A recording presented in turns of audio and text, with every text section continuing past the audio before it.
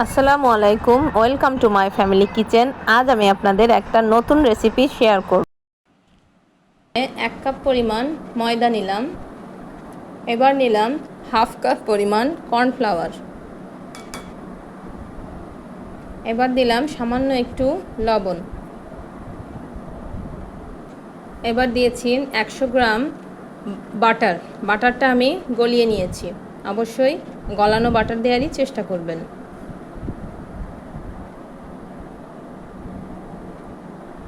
বাটারটা দেওয়ার পরে এভাবে খুব ভালোভাবে বাটারটা ময়দার সঙ্গে, ময়দার বেকিং পাউডারের সঙ্গে মিশিয়ে নিতে হবে। আর এভাবে দেখবেন যে একটা দলা পাকাচ্ছে কিনা। এরকম যদি দলা হয় তাহলে বুঝবেন আর বাটার দেওয়ার দরকার নেই। চাইলে আপনারা সয়াবিন তেলও দিতে পারেন, কিন্তু স্বাদটা একটু কম হবে। বাটার দিলে স্বাদটা একটু ভালো হয়, এই আর কি। এবার দিব 1 টেবিল চামচ ক্রিম। এখানে ফ্রেশ ক্রিমটা দিবেন। তারপর দিব একটা কুসুম।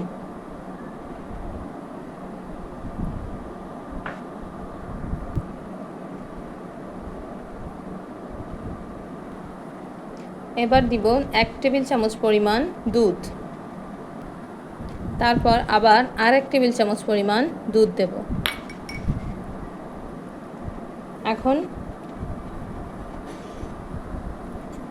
এটা অনেকক্ষণ ধরে একটু মাখবেন, যতক্ষণ একটা স্মুথ টেক্সচার না আসে। খুব ভালোভাবে না মাখলে কিন্তু রেসিপিটা সুন্দর হবে না। তা মাখার উপরেই অনেক কিছু ডিপেন্ড করে।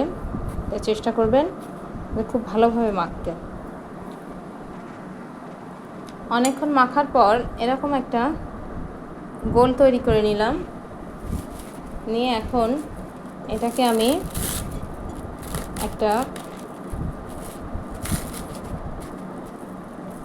এভাবে একটা মুড়ে 10 মিনিটের জন্য আমি ফ্রিজে রাখবো। জাস্ট 10 মিনিট ফ্রিজে রেখে ঠান্ডা করে নেব। আমি 100 গ্রামের মতন কাঠবাদাম, কাজু বাদাম এবং কিশমিশ নিয়েছি। সবগুলো মিলে 100 গ্রাম হয়েছে। এখন আমি এটা একটা মিক্সিং বোলে নিয়ে এটাকে এখন আমি গুঁড়া করব।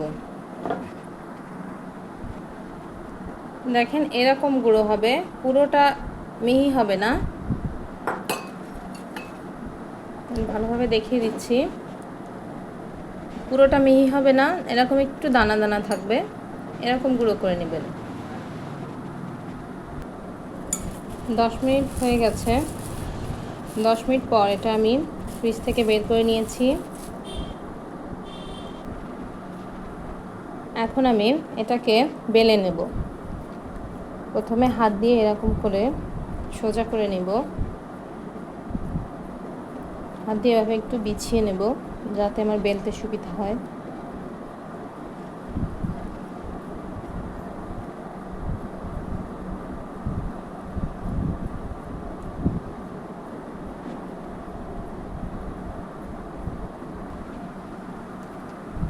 এবার আমি এটা একটা পাতলা রুটি বেলে নেব। আবার অনেক পাতলা হবে না।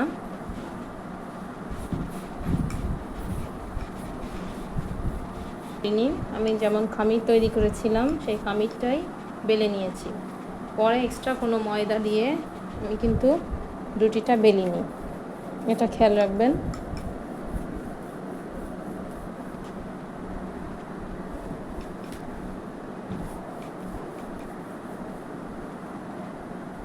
চেষ্টা করবেন রুটিটা যথেষ্ট বড় করার।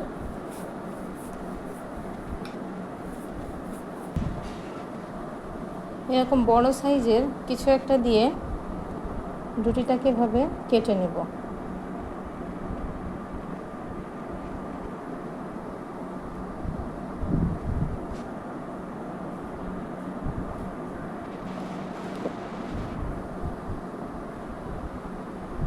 সবগুলোকে এভাবে কেটে নিলাম। এখন এই বাড়তি অংশগুলো এগুলো বাদ দিয়ে দিব।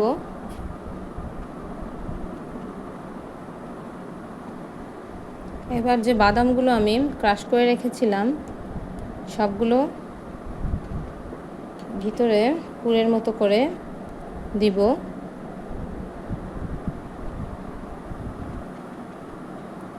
সবগুলোতে এভাবে দিয়ে দিলাম। এখন এরকম একটু গুছিয়ে নেব, এভাবে একটু গুছিয়ে নিব।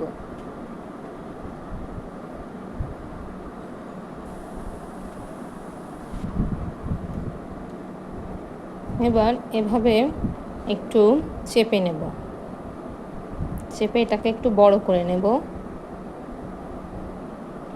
চারপাশটা চেপে চেপে এভাবে একটু বড় করে নেব।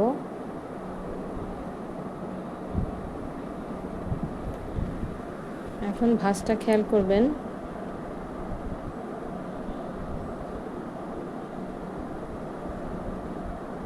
এরকম একটা ভাঁজ দিয়ে নেব।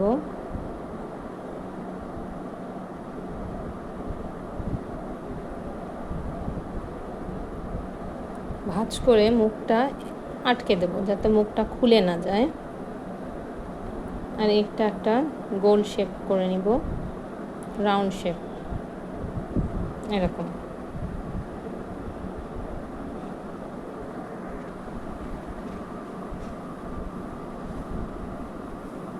সবগুলোকে এরকম একই রকম করে তৈরি করে নিয়েছি।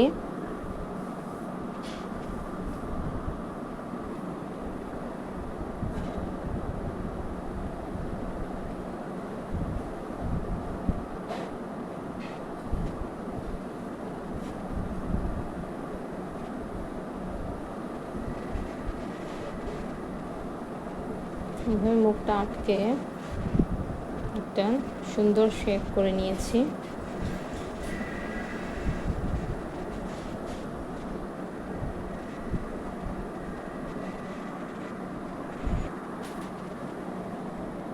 এবার গোলগুলোকে এভাবে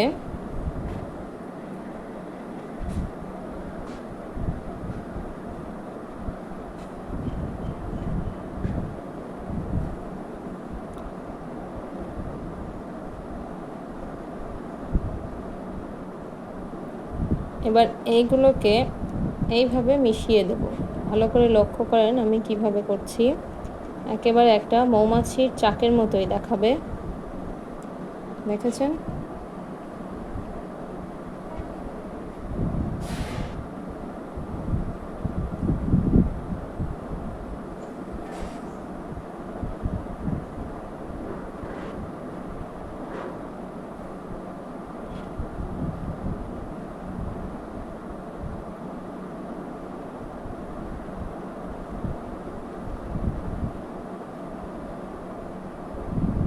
মাঝখানে যে জোড়াগুলো আছে ওখান থেকে এইভাবে জুড়ে দেব।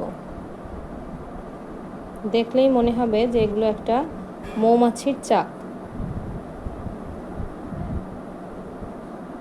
একটু চেষ্টা করে সুন্দর করে করলেই হয়ে যাবে, এটা খুব বেশি কঠিন না, শুধু একটু সময় নিয়ে করতে হবে, জাস্ট সময়ের ব্যাপার। কিন্তু দেখতেও অনেক সুন্দর হবে, খেতেও মাশাআল্লাহ।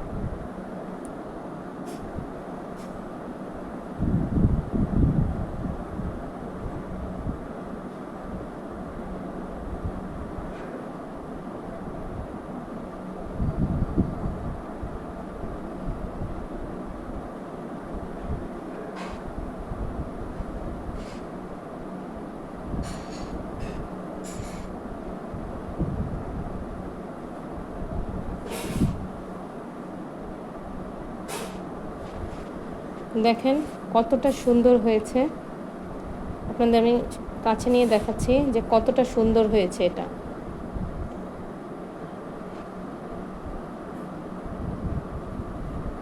সবগুলো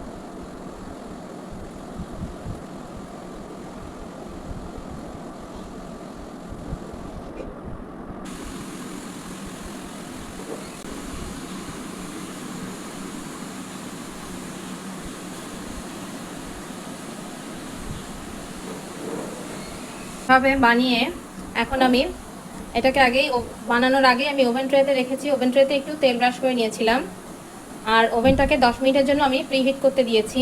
10 মিনিট হয়ে গেলে আমি এটা ওভেনে দিয়ে দিব। এটা ওভেনে 180-তে 30 মিনিট বেক করব। দেখেন 180 ডিগ্রিতে 30 মিনিট বেক করব। মাশাআল্লাহ, দেখেন এগুলো কতটা সুন্দর হয়েছে। এখন এগুলোকে 2 টেবিল চামচ মধুর সঙ্গে আমি 2 টেবিল চামচ পরিমাণ গরম পানি নিয়েছি। এখন এই মধু আর গরম পানিটা এর ভিতরে একটু দিয়ে দিব। এর ভিতরে ভাজে ভাজে এভাবে দিয়ে দিব।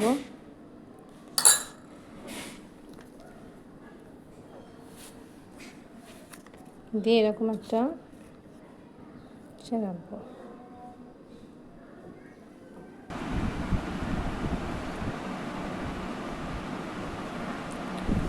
সবগুলোকে এরকম করে সুন্দর করে একটু ডেকোরেশন করে নিলাম। মাশাআল্লাহ, দেখেন কত সুন্দর লাগছে। বাসায় আপনারা অবশ্যই এভাবে ট্রাই করবেন। আশা করছি এটা খুবই ভালো লাগবে। ভালো লাগলে লাইক, শেয়ার এবং সাবস্ক্রাইব করতে ভুলে যাবেন না। আজ এই পর্যন্ত। আল্লাহ হাফেজ।